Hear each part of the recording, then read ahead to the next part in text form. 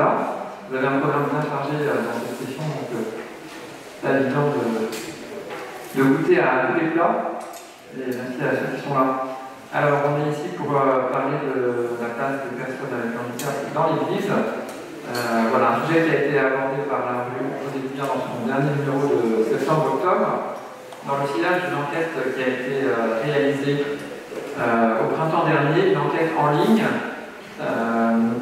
qui a récolté beaucoup de réponses, qui a suscité un certain intérêt. On a eu 500 réponses qui permettent d'avoir des données intéressantes. Alors on va évoquer un petit peu ces résultats et ensuite avoir un échange sur cet enjeu qui nous concerne tous, que l'on soit concerné ou pas par le handicap. Je vais d'abord présenter nos intervenants. À ma gauche, donc Patrick Talhomme.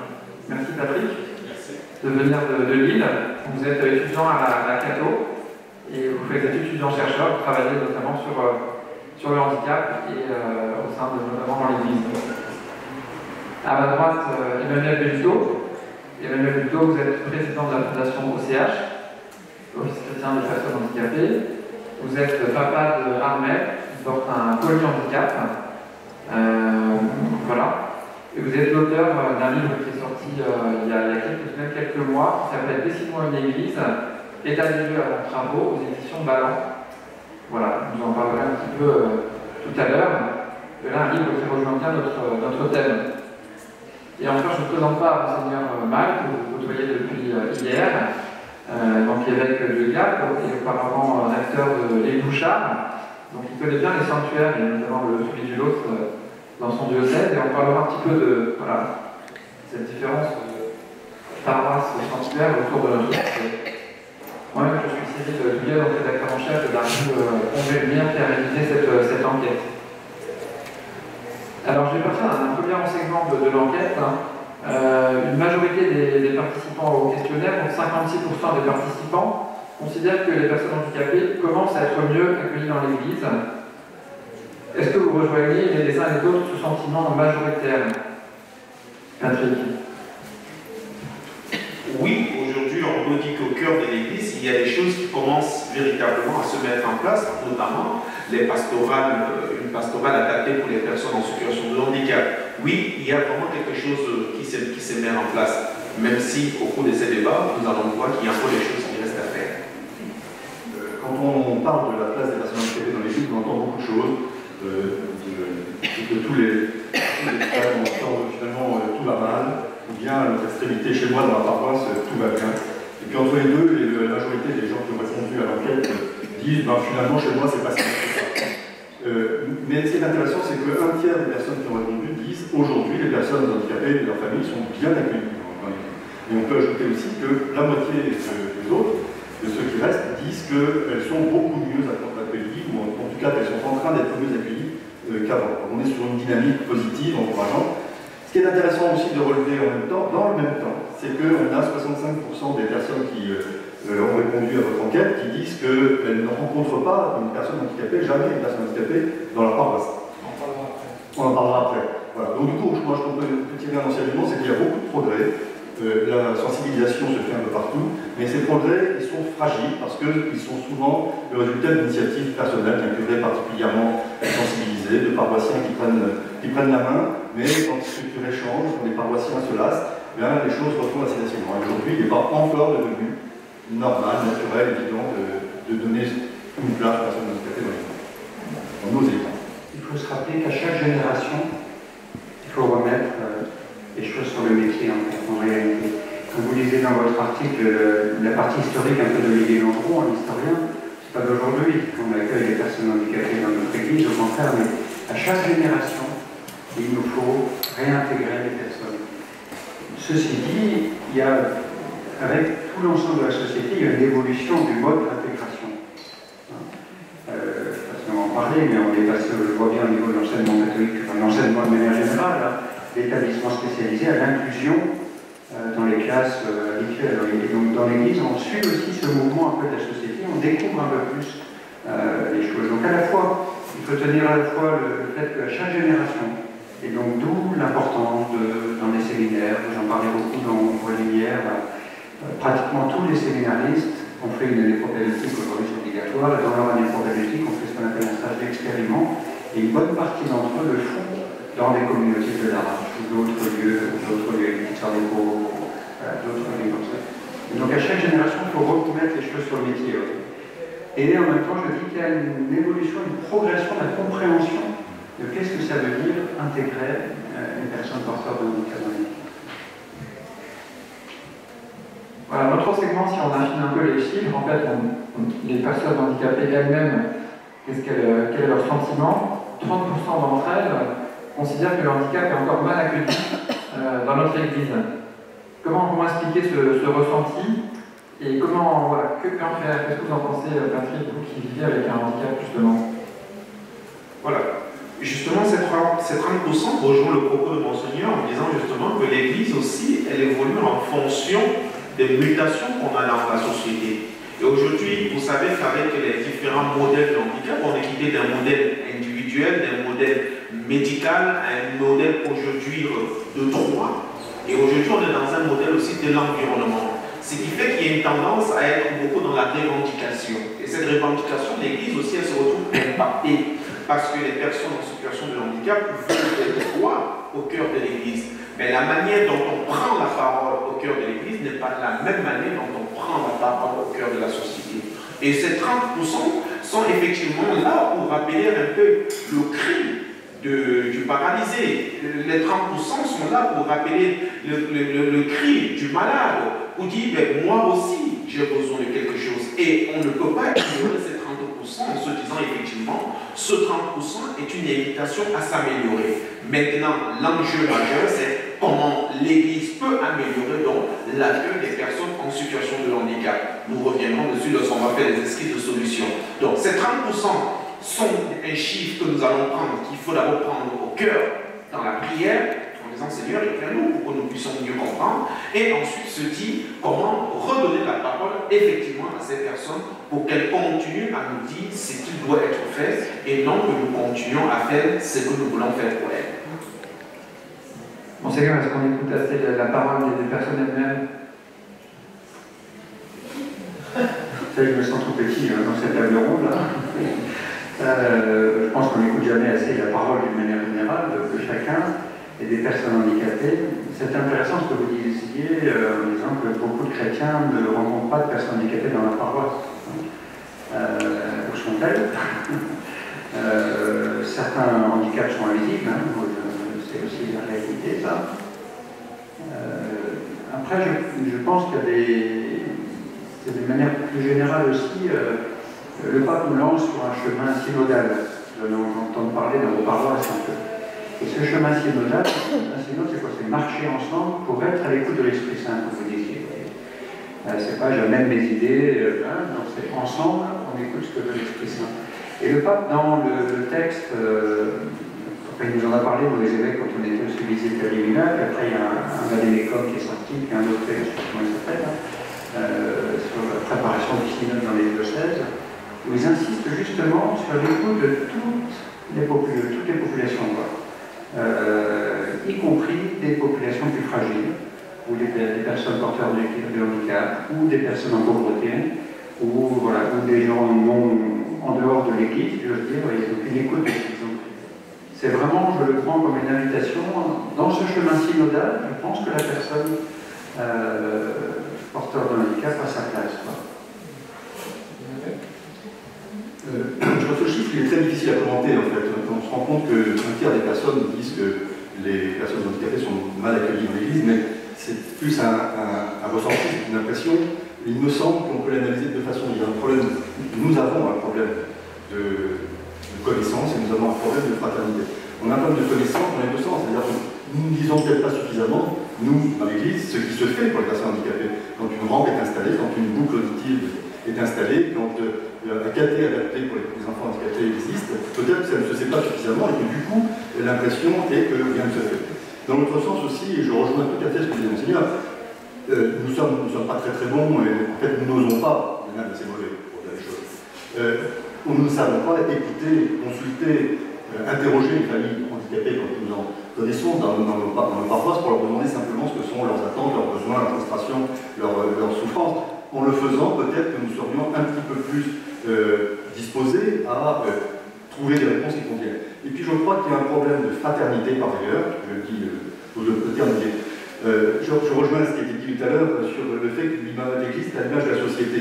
Oui, mais nous dans l'Église, nous n'avons pas la fraternité comme le troisième terme de notre devise. C'est le tout premier de notre devise.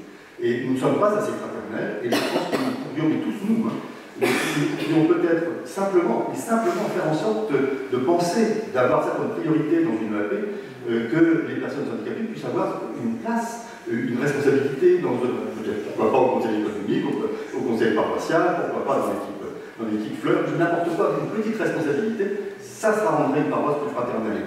Dernier mot, lorsqu'il existe dans une paroisse une communauté, soit Lumière, un groupe Lumière Espérance, Cœur de Maman, enfin, quelque chose qui existe pour particulièrement être à l'écoute des personnes handicapées et de leur famille, la paroisse on est changé, elle est plus fraternelle. Donc, je pense que ça peut expliquer ce ressenti.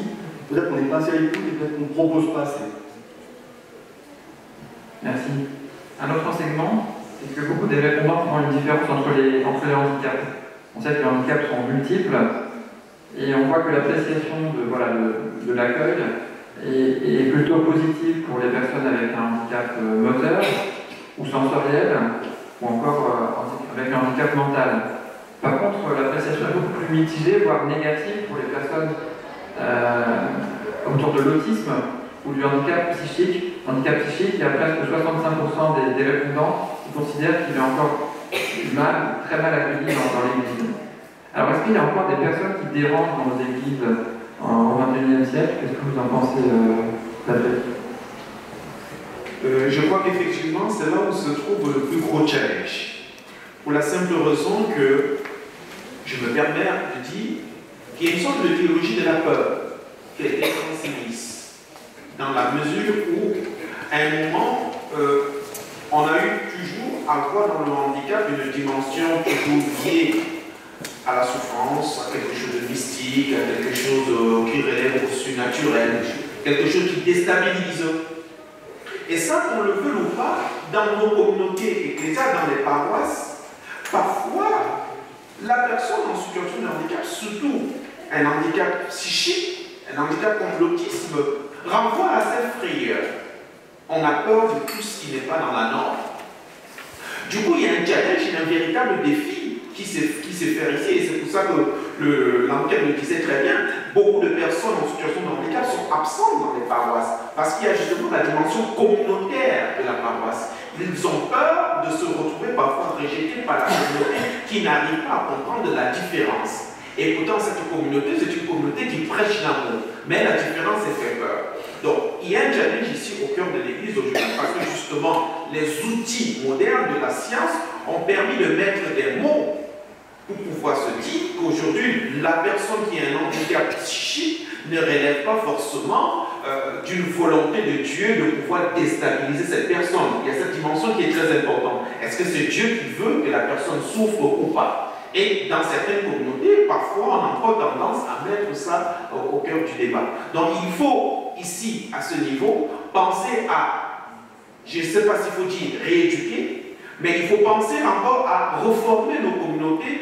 dans l'accueil de la différence. La différence, c'est fait peur. Et ici, il ne s'agit même plus simplement du handicap, il s'agit de la différence dans tous les états. Qu'on soit pauvre, qu'on soit misérable, qu'on soit clochard, qu'on soit STF, ça déstabilise les autres.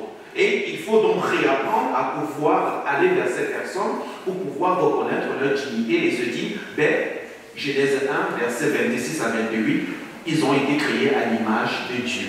Ils ont aussi été créés à la ressemblance. Et nous ne devons pas avoir peur de pouvoir toucher comme le Christ a touché. Il s'agit véritablement de quitter du vendredi de la douleur pour pouvoir vivre ensemble la résurrection du dimanche. Merci, Emmanuel. Moi, je crois que le cœur du problème que vous posez vient du fait que la fragilité fait peur. Le handicap est une fragilité parmi d'autres, fait encore plus peur, et certains types de handicap, on a cité le handicap psychique, la maladie psychique ou l'autisme, fait encore plus peur parce qu'on ne sait pas comment faire. Du coup, on est tous portés à la tentation de l'indifférence. Finalement, c'est peut-être pas tellement mon problème. culpabilité, on ne fait pas grand-chose, et puis en même temps, tout ça mêlé, le constat de l'impuissance, je ne sais pas comment faire, je voudrais bien faire, mais je ne sais pas faire. Et en fait, ce que je pense qu'il est important de dire aux gens, à nous tous, mais aux gens qui ne connaissent pas le handicap, c'est que faire place au handicap, à la fragilité, c'est prodigieusement difficile, mais c'est extraordinairement simple en réalité. C'est un paradoxe, c'est difficile parce qu'il faut du temps. Il faut se connaître, il faut s'apprivoiser, il faut se rassurer, il faut que les personnes osent venir à la paroisse. Vous disiez que 65% des gens disent que ne pas rencontrer des personnes handicapées, où sont-elles? Peut-être aussi, où est notre regard? Parce qu'elles sont peut-être là, sans qu'on les voit. D'autre part, il faut du temps. Mais il faut commencer, ce qui compte c'est de commencer, et puis de faire le premier pas, et puis après le reste viendra.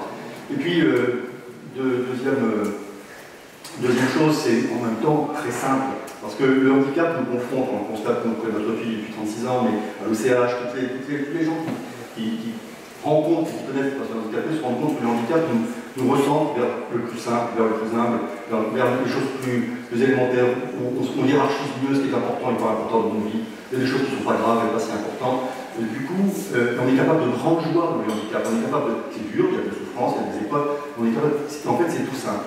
Et en fait, si on arrivait à mettre en œuvre cette fraternité pour les nuls, ce qu'on met en place dans les communautés lumière, on arrive à vivre dans les familles, en fait, c'est tout simple dans une paroisse d'accueillir, même quand le handicap fait peur. Aborder les choses par petits bouts. Par petits bouts. C'est pas la peine de faire des grands trucs impressionnants, mais aborder l'autre simplement par la fraternité. Simplement oser un sourire, oser parler. Ça commence là. Nous vient le témoignage d'une française qui est la fin de la messe à la cathédrale, dont j'ai bien vu qu'elle a un peu de difficulté à marcher. Et, en fait, elle avait été victime du virus, un des virus avant, la polio, qui a fait beaucoup de dégâts en France, la polio, donc c'est porté surtout sur la motricité. Et elle m'a tendu, elle m'a donné, en fait, elle a écrit son récit de vie. Donc elle m'a donné son récit de vie, j'ai eu beaucoup d'émotions, et puis après je me suis invité chez elle, chez son mari. Et elle me racontait qu'en fait, elle avait perdu la foi parce que dans sa paroisse, elle n'avait jamais été accueillie. En fait. Et elle avait retrouvé la foi en rencontrant son futur mari, qui était un évangélique, et qui a été accueilli. Elle a été accueillie au temple évangélique, pour l'église évangélique.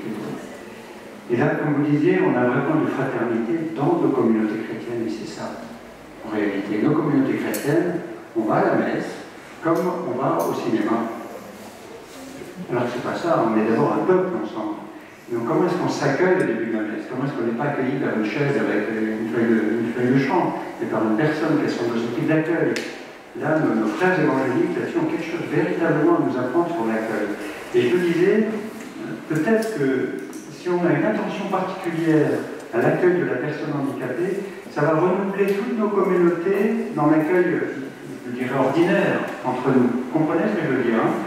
Et que, j'allais dire, si on a la chance, c'est difficile de dire ça, c'est une chance d'avoir une personne handicapée dans une communauté paroissiale, ben je pense qu'elle va renouveler ce sens de l'accueil. En tout cas, on a effectivement un vrai effort dans l'accueil de nos communautés. On accueille à la messe, les sorties de messe, les entrées de messe, voilà.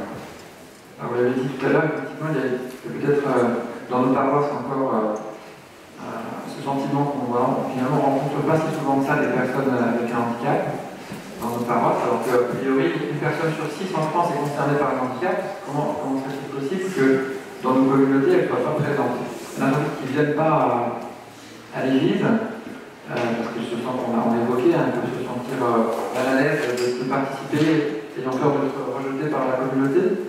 Et si on posait une question par rapport au sanctuaire, on constate que la réponse est très différente. C'est-à-dire que dans un sanctuaire, on va rencontrer bien davantage de personnes fragiles, de personnes différentes. Et également dans les mouvements d'église, bien sûr, spécialisés. Ça pose une vraie question. Est-ce que finalement le handicap, il faudrait qu'il y ait des lieux dédiés, ou est-ce qu'il faut continuer à viser une paroisse inclusive de tous? C'est très intéressant dans cette enquête avec la dimension du sanctuaire. Pourquoi? Parce que je crois que, en ce qui concerne le fait qu'on rencontre beaucoup de personnes dans les sanctuaires, c'est parce que je crois qu'il y a une démarche intérieure. les personnes en situation de handicap, avec les familles, avec les aidants, ont besoin de se retirer un peu, pour prier, comme le Seigneur s'est retiré. Et dans le sanctuaire, ils ont ce sentiment de trouver un apaisement. Ils ont ce sentiment de se sentir libres. Ils ont surtout ce sentiment qu'ils vont pouvoir dire leur douleur, ils vont pouvoir dire ce cri sans être jugés, dans l'intimité d'une relation privée. Il n'y aura pas de regard lourd. Et je crois que c'est cela qui explique véritablement pourquoi on va voir des personnes en situation de handicap qui vont venir au sanctuaire discrètement et qui peut-être ont perdu la foi, mais ils n'arrivent pas à expliquer ce qui en fait pousse à venir au sanctuaire et empêche d'aller en paroisse. Donc je crois qu'il y a vraiment ce sentiment de se dire, ici, je peux crier mon mal sans avoir l'impression que quelqu'un va me régaler. Sans avoir l'impression de dire, je veux revendiquer mon droit d'avoir une rampe. Là, je peux parler de mon intériorité. Première chose. La deuxième chose, c'est tout simplement ce que dans la communauté, il y a une difficulté qui se pose, c'est que, comme mon Seigneur l'a dit, on a besoin de se sentir accueilli. Par contre, dans le sanctuaire, on sauve. On va vraiment souffrir. Seigneur, je viens m'offrir à toi. Thérèse, grande sœur, viens, regarde ma situation. Donc là, il y a une différence qui se joue. Et je crois qu'il faut tenir compte de ça. Et je crois que c'est même la beauté de cette enquête parce que, comme le disait Emmanuel tout à l'heure, on est admiratif de voir tout ce qui a été fait comme cheminement. Parce que je dis bien, les PPH, parce qu'au niveau de la conférence des évêques de France, il y a un service qui coordonne l'ensemble des PPH. Et sur les 99 diocèses de France métropolitaine, si je ne me trompe pas, pastoral pour personnes handicapées. Voilà. Il y a 69 diocèses qui possèdent une pastorale. 69. C'est quelque chose de très positif. Et c'est en ça maintenant que les 30%, parce que justement nous appuyons sur l'amour, on va se dire, on ne va pas faire comme les politiques en se disant que, ok, le chiffre positif, on s'arrête là-bas, on va plutôt dire en tant que croyant, en tant que chrétien, on va plus s'intéresser aux 30% qui pleurent, qui n'ont rien à manger, qui n'ont pas de jambes, qui n'ont pas de béquilles et qui se sentent constamment hors de la porte de l'église. Et je crois que c'est ça toute la beauté que cette enquête va ressortir. Cette enquête nous permet de mettre un chiffre en disant qu'il y a 30% des enfants du Seigneur qui crient devant la porte parce qu'ils manquent de rencontre. Il y a 30% des enfants du Seigneur qui crient parce qu'ils n'arrivent pas à partager, n'arrivent pas à venir au repas paroissial. Et ça, on va faire quelque chose. En commençant bien sûr par la prière et en mettant en place un certain nombre de choses. Je chute après ça en disant aujourd'hui on a par exemple des communicants. Aujourd'hui on connaît la puissance de la communication, de l'information. Tout à l'heure il y avait un atelier sur comment faire des vidéos. Si aujourd'hui chaque communicant de retour dans son Dieu te dit je veux faire une petite vidéo positive d'une rampe qui a été faite dans ma paroisse, je crois que ça peut donner l'envie à quelqu'un qui ne venait plus en paroisse et se dire waouh, dans ma paroisse il y a une rampe pour moi. Et si ces communicants maintenant disent qu'il y a un service qui s'appelle Pastoral des personnes handicapées, je crois qu'il y a des gens qui vont dire ah, il y a un groupe pour m'accueillir. Et ça peut faire bouger les lignes.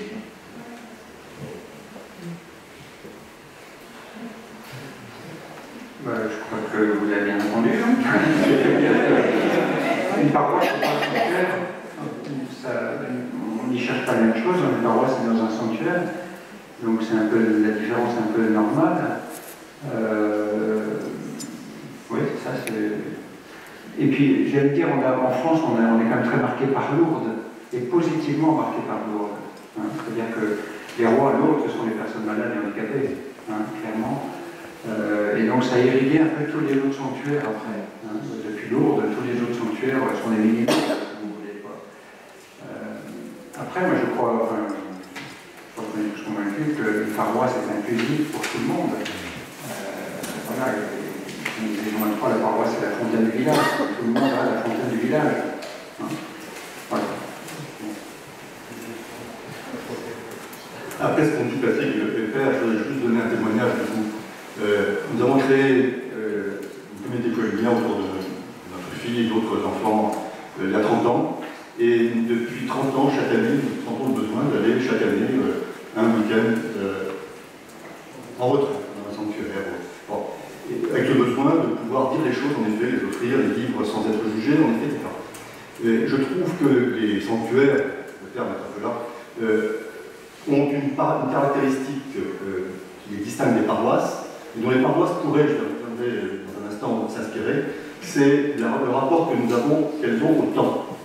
Nous prenons le temps, pendant cette journée, ou ces 2 jours que nous sommes dans le sanctuaire, nous prenons le temps de centrer la journée sur les personnes fragiles, sur les personnes handicapées, de nous occuper d'elles, de prendre soin, de les écouter. On perd du temps et on gagne énormément de temps en le perdant, en spiritualité, en profondeur, en fécondité, etc., en joie.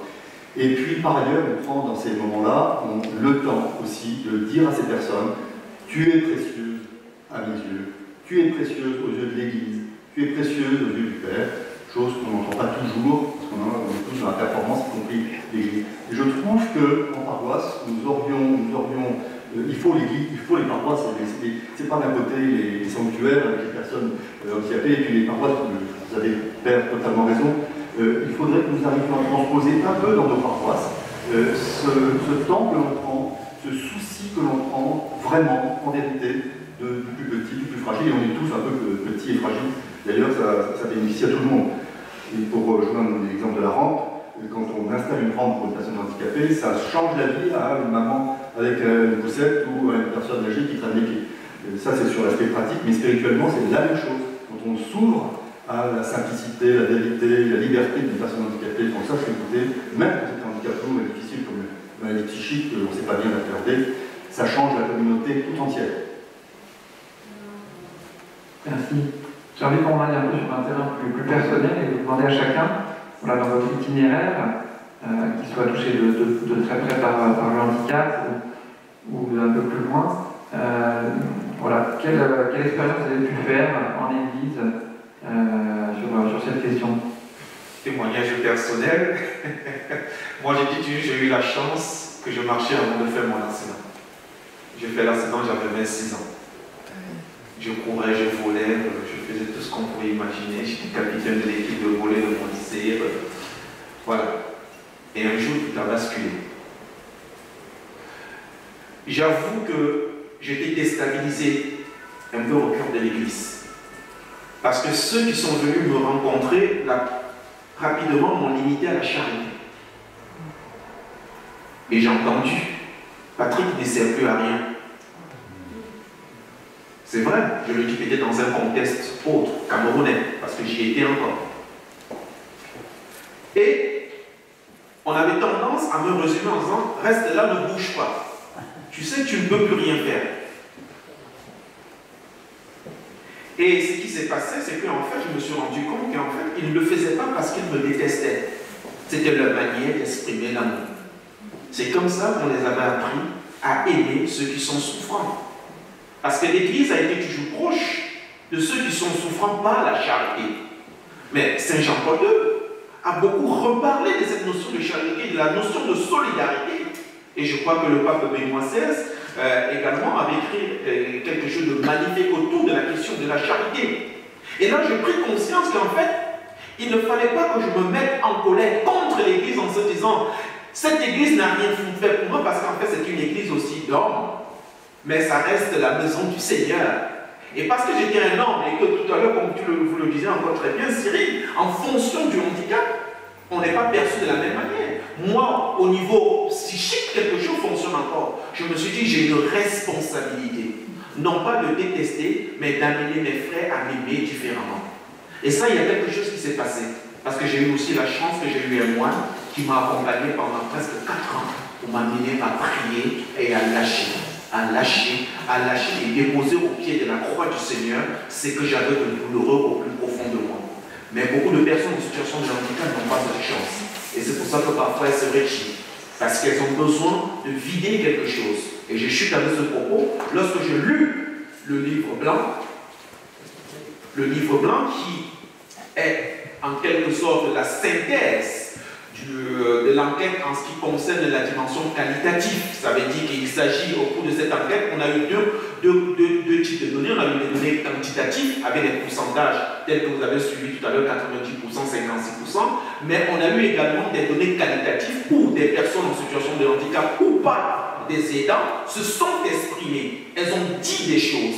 Et que lorsque vous lisez ce livre blanc qui est accessible sur Internet, dans le dossier presse également, vous vous rendez compte que c'est l'âme qui parle. Les personnes handicapées ne sont pas forcément vous avez entendu dans les années 70, on parlait beaucoup en France des handicapés méchants. Là, ils revendiquaient, ils cognaient très fort. Mais ici, on sent comment des gens qui parlent avec les entrailles du Seigneur. Par exemple, il y a quelqu'un qui dit, il y a le curé qui est arrivé, mais il était très tradit. Il n'a pas compris un certain nombre de choses. Elle ne dit pas, je n'aime pas ce curé. Elle dit, il y a quelque chose qui a changé dans la manière de faire. Et ça, c'est très pertinent parce que ça donne de comprendre qu'il y a une envie d'exprimer quelque chose.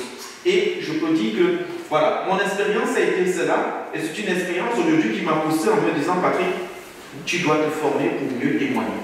Parce qu'au cœur de l'Église, le Seigneur, il a besoin de toi.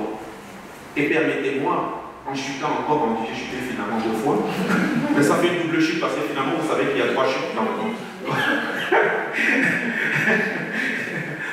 Même sur un fauteuil, le Seigneur, il a besoin de moi. Et très souvent, même quand l'Église ne fait pas bien, nous ne nous prenons pas à l'Église parce que l'Église, c'est nous. Ce n'est pas mon Seigneur. Ce n'est pas seulement Cyril. Ce n'est pas vous, c'est nous. On est famille de Dieu. Et c'est lorsqu'ensemble, on se met ensemble, comme tout à l'heure, mon Seigneur parlait des évangéliques qui nous apportent quelque chose de frais. Par exemple, on connaît le renouveau charismatique. Alors, il y a quelque chose de merveilleux qui peut en sortir. La question est difficile. Comment est-ce qu'on vit le handicap de notre fille dans l'Église? D'une part, on le vit comme on le vit dans la société, parce que l'Église est à l'image de la société. Il est arrivé, il arrivera peut-être encore que les regards soient blessants, qu'on soit qu'on ne se sente pas accueilli, ça peut arriver, qu'on se sente quelquefois jugé, en tout cas, une indifférence surtout, beaucoup. Mais le plus fort n'est pas là, c'est plutôt l'inverse, c'est un lieu de réconfort pour moi, la paroisse, l'Église en général, la paroisse en particulier. Nous avons eu la chance, je vous disais tout à l'heure, de créer une communauté Foi et Lumière, nous avons eu la chance que dans notre paroisse, ça change radicalement les choses, parce que au-delà des difficultés, des souffrances, des incertitudes liées au handicap, on vit aussi, quand on est confronté à ce handicap qu'on n'a pas choisi, confronté à des trésors d'audace, d'imagination. On ose emprunter des pistes qu'on n'aurait jamais imaginé prendre, on ose des choses grâce à nos enfants. On découvre la joie toute simple, on découvre une spiritualité un peu dégagée de beaucoup de ce qui nous encombre. On trouve la simplicité et il est incroyable de constater combien ça irrigue la paroisse tout entière. Moi, c'est comme ça que nous vivons. Il n'y a pas besoin de faire de grands projets, de grandes réalisations en faveur des personnes handicapées pour montrer avec l'étendard en avant qu'on est de bons paroissiens et de bons chrétiens qui s'occupent des plus fragiles. Simplement, ça énerve, ça instille dans la paroisse, dès que les plus fragiles ont une toute petite reconnaissance, elle devient un peu plus grande. Et nous, on le vit vraiment comme ça avec Catherine, ma femme, et nos autres enfants. Quand Armelle, notre fille s'appelle Armelle, elle était reconnue comme notre évêque, nous a dit il n'y a pas de raison, et je n'accepterai pas qu'elle ne soit pas confirmée avec les jeunes de la paroisse et pas en fait ni ailleurs. Bien, ça a changé, pour nous, une chose, mais pour la paroisse, les gens nous le disent encore plus. Donc, témoignage personnel, c'est un peu ça. Alors, j'ai essayé de lister finalement, c'est un peu curieux, toutes les fois où j'avais été en contact avec des personnes handicapées. Ça a commencé au collège avec un aveugle qui était dans ma classe. Et donc, il avait droit à un temps de plus supplémentaire parce qu'il faisait tout avec des grands brailles, avec sa machine de braille, etc. C'était pour moi le premier contact avec une personne handicapée au collège. Donc, c'était vraiment l'inclusion dans une classe normale du collège, d'un collège catholique. C'était très beau. Après, bon, on passe beaucoup de temps. Quand j'étais curé sur Richelieu, à côté du Bouchard, j'avais un salon d'hôtel handicapé. Et vraiment une très très belle personne. J'ai un souvenir en pèlerinage des salons d'hôtel de tout le secteur à Rome, là. Donc je suis fatigué très rapidement. Donc sa maman avait dit bon voilà, il faut prendre un fauteuil. Bon. Donc il fallait convaincre Gérald d'accepter de prendre un fauteuil. Et donc, bon, écoute, on ne prendra pas tout, on va le prendre en sécurité. Puis tous les matins, à Rome, au cours de la semaine, je lui demandais Gérald, on prend le fauteuil ou pas? Il me dit non, ça va, non, ça va. Et puis le mercredi matin, il me dit moi je suis fatigué, on prend le fauteuil. Je me dis yes. Parce que je savais que le mercredi matin, c'est l'audience. Et que les personnes en fauteuil,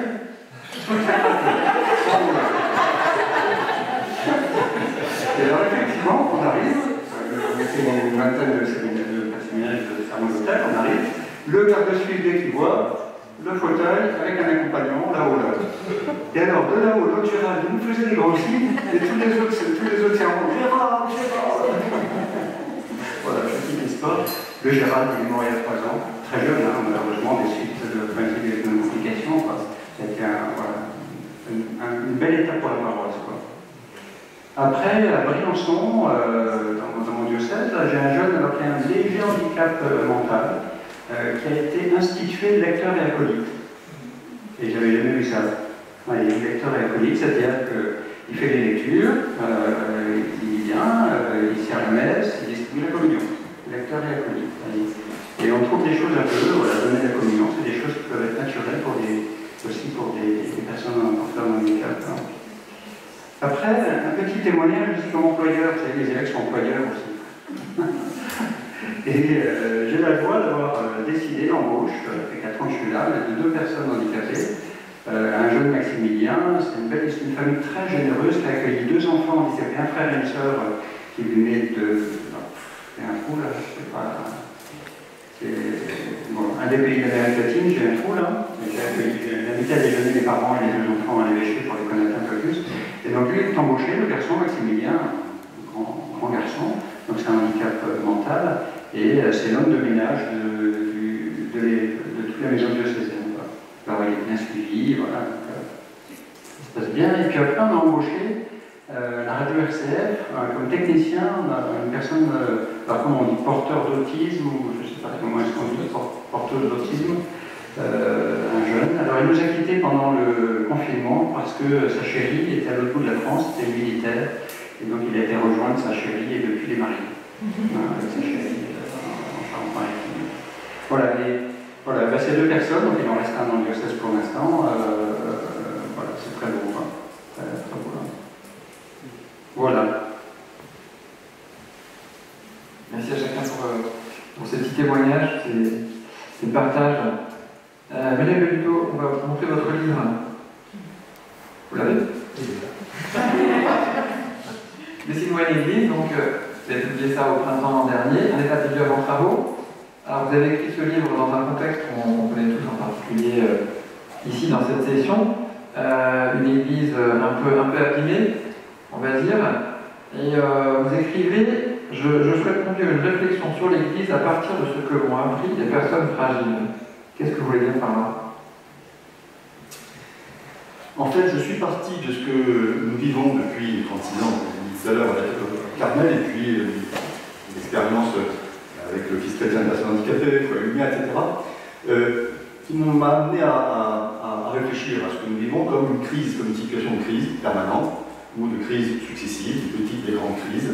Le handicap, c'est d'abord une crise que l'on a comme objectif ou comme obligation, si on veut vivre, de surmonter, de surpasser, de transcender, si on le peut, de transfigurer, dans certains cas. Bon. Et avec ce que je disais tout à l'heure, avec ce qui est beau, ce qui est moins beau, ce qui est dur, ce qui est plein d'espérance, et la conclusion pour l'instant de ces 36 années, l'histoire de vie, c'est que le handicap n'interdit en aucun cas la joie, l'espérance, la vie, la beauté des choses. Mais c'est une crise. Et j'ai en même temps réfléchi à la situation que traverse l'Église aujourd'hui, qui est pour moi une souffrance, parce que j'aime l'Église, j'aime mon Église, dont j'estime être, c'est pas l'Église d'institution, nous sommes l'Église. Tous les chrétiens sont l'Église, donc on ne peut pas dire qu'il faut qu'ils se réforment. C'est à nous de réfléchir, je pense.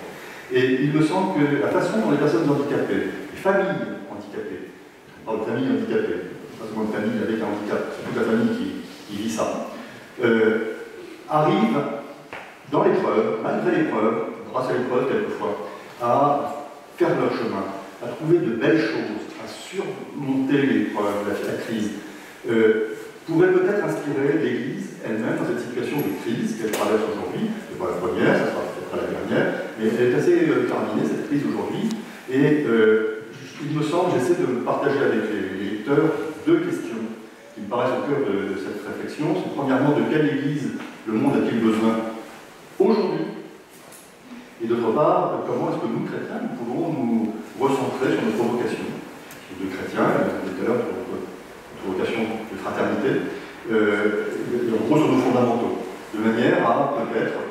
pas réinventer l'Église, mais faire en sorte que l'Église retrouve, le père disait tout à l'heure, très juste titre, l'Église a longtemps été la première et très longtemps la seule à être auprès des plus fragiles, etc.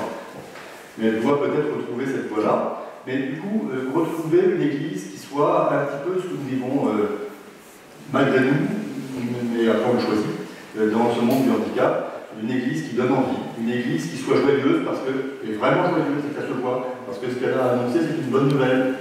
Une Église qui soit fraternelle, vraiment fraternelle, auprès de chacun. Une Église qui ne se contente pas d'exhorter, c'est important de le faire, mais qui sache aussi encourager, remercier, féliciter. Certains sermons pourraient être l'occasion quelquefois de faire passer ce message-là. Voilà, une Église qui soit finalement plus fraternelle, très spirituelle, mais une Église, comme je disais tout à l'heure, de la fraternité pour les nuls. C'est-à-dire que le monde a besoin qu'on le prenne là où il est. Pas qu'on lui dise de haut ce qui est bon pour lui, il faut le faire. Mais qu'on lui dise aussi d'en bas, de quoi as-tu besoin? Où est-ce que je peux te rejoindre? Comment je peux me mettre à ton niveau? Ça ne veut pas dire baisser l'Église, ça veut dire rehausser à la hauteur du petit, qui ont souvent beaucoup à nous apprendre.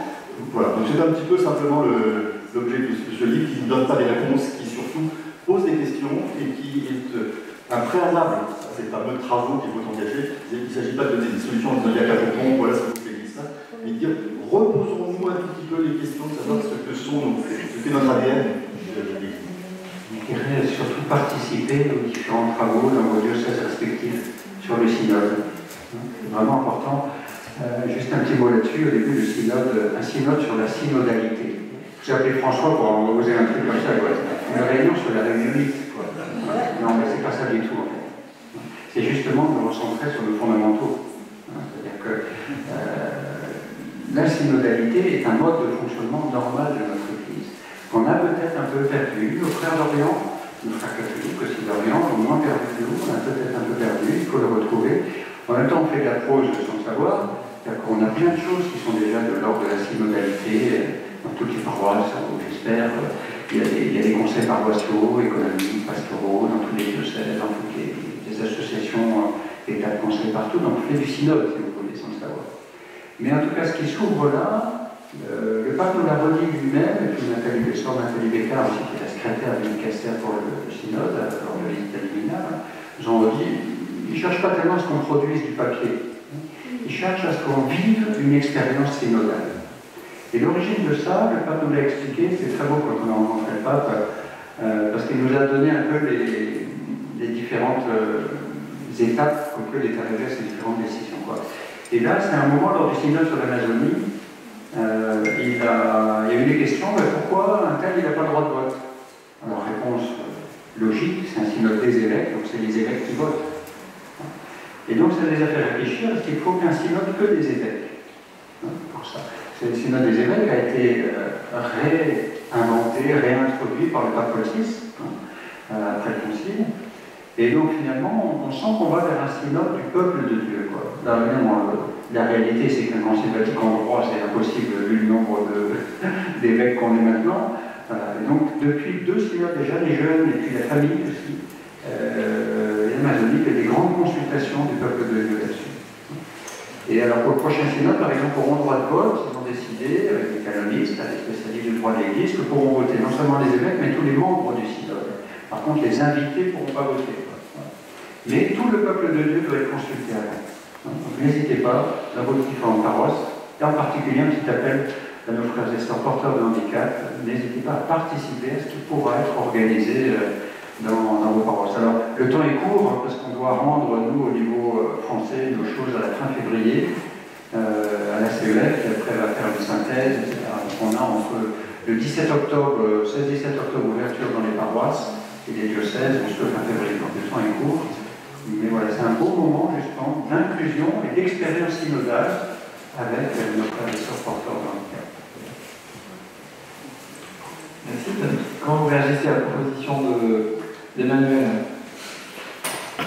Je dirais quelque chose, c'est qu'avant ce propos, il a déjà dit quelque chose pour moi qui était très fort, le verre plein, qui est tout ce qui a été fait, et aujourd'hui être capable de regarder ce qu'il y a encore à faire. Donc effectivement, pour que cette Église se mette en mouvement, il y a des questions qui sont posées.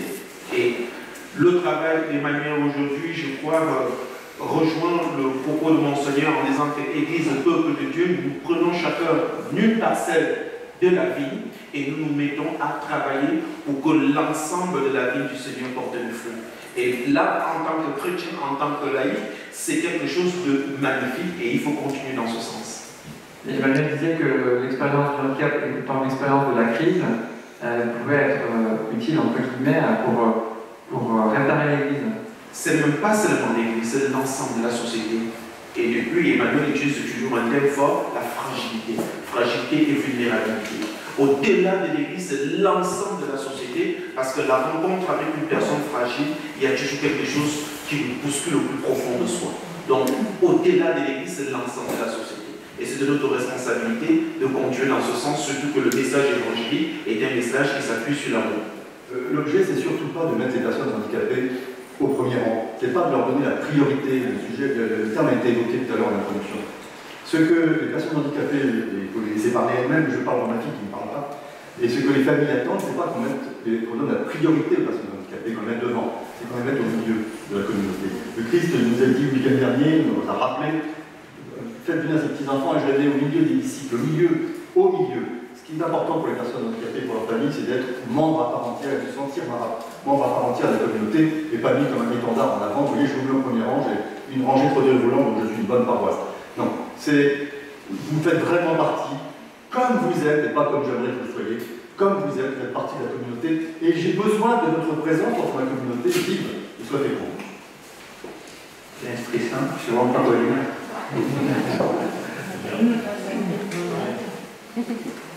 Oui, en tout cas, merci.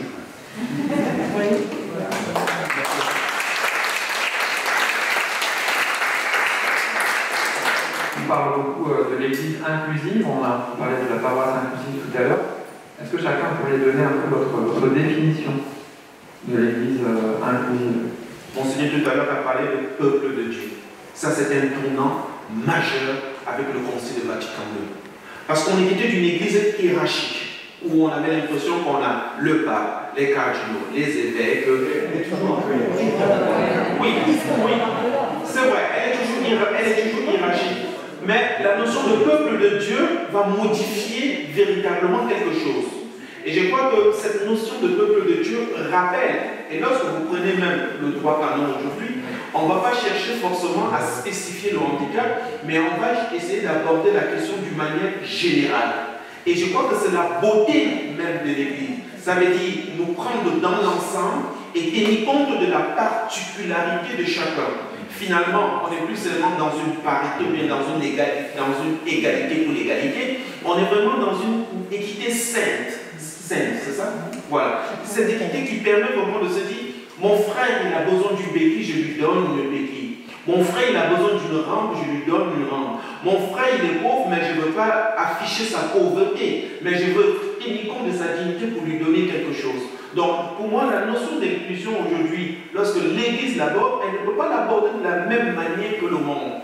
Même si l'inclusion aujourd'hui voudrait dire tout simplement retour à l'école normale, voilà, tout ce qu'on met à l'intérieur. Mais je crois que la véritable inclusion, c'est ce qu'Emmanuel a dit, ça veut dire la personne fragile, les malades et toutes ces personnes qui ont besoin d'être portées se retrouvent au cœur de la communauté parce que la communauté fait corps avec elle. On ne laisse pas les faibles à distance. On prend soin d'eux. Donc la véritable inclusion, c'est l'amour qui transcende les différences. C'est le peuple de Dieu qui se regarde comme frères et sœurs. Tout à l'heure, j'ai cité Genèse 1, où il est bien dit, nous sommes créés à l'image et à la ressemblance de Dieu. C'est-à-dire, c'est véritablement cela l'inclusion. C'est une inclusion avec l'amour au centre, avec une charité qui respecte vraiment la dignité de l'autre. Ce n'est pas une inclusion juste pour les statistiques. Merci, vous avez presque tout dit, mais quand même. En deux mots, pour moi, une église qui serait vraiment inclusive, c'est une église qui, d'une part, ne ferait pas de différence entre ses membres. Dieu sait si nous avons des différences au sein de nos paroisses. Et en même temps, une église qui oserait vouloir que les différences différences, admettre que les différences sont une richesse et un enrichissement. Donc qui ne fassent pas de différence entre ces membres, mais qui considèrent que la richesse est belle et bonne, et pas une fragilité supplémentaire. Ce que vous venez de dire, Patrick, me fait penser, vous avez parlé du corps aussi. C'est une deuxième image, c'est le Concile Vatican II, on voyait des images trinitaires,